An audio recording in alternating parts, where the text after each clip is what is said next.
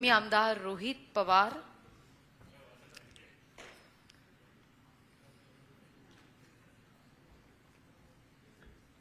यानंतर मी आमदार रोहित पवार यांना व्यासपीठावर येण्याची विनंती करते आणि त्यांचा सन्मान करण्याकरता भारतीय शेअर मार्केटचे रवींद्र भारती आणि विशाल पाटील सर यांना देखील मी विनंती करते की त्यांनी व्यासपीठावर यावं।